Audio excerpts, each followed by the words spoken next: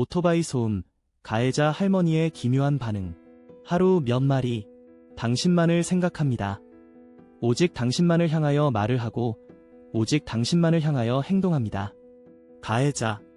이 글은 블랙 코미디 형식으로 작성되었습니다. 조직 스토킹 가해자들이 얼마나 맹목적이고 비정상적인 집착을 하는지를 희화화하여 풍자하는 글입니다.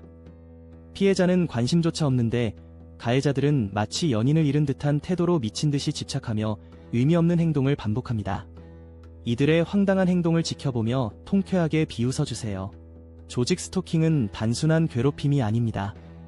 이는 조종된 광기의 극단적인 형태일 수 있으며 가해자들은 스스로 생각한다고 믿지만 전파 무기와 뇌파 생체 실험의 영향으로 조종된 상태일 가능성이 큽니다. 결국 이 시스템은 사회 전체를 통제하려는 도구로 활용될 수 있습니다. 이제 본문을 통해 그 기괴한 현실을 함께 조롱해 봅시다. 제목 오토바이 소음 가해자, 할머니의 기묘한 반응. 하루 몇 마리. 본문 시작. 여러분, 오토바이가 신호를 무시하고 지나갈 때 들리는 소음, 그 괴로움에 대한 우리의 대화에서 오늘 특별한 주제를 다뤄보려 합니다.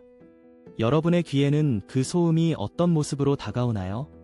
특히 그 소음에 섞여 나오는 특정한 반응들, 마치 봉인된 퀘스트를 시작하게 만드는 듯한 그 목소리들 말입니다.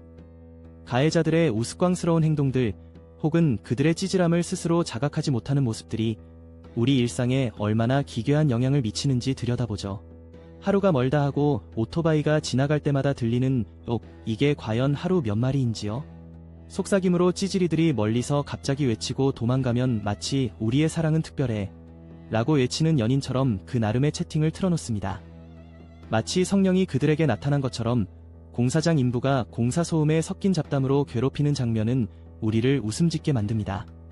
아래층에서 들리는 저 소리가 연인의 애정 표현인지 그냥 고립된 질병 환자의 불안한 외침인지 혼동하게 하네. 이어지는 내용은 블로그 게시물에서 확인하실 수 있습니다. 게시물 링크는 더보기란 또는 고정 댓글을 참고해주세요. 영상이 도움이 되셨다면 좋아요와 구독 부탁드립니다. 감사합니다.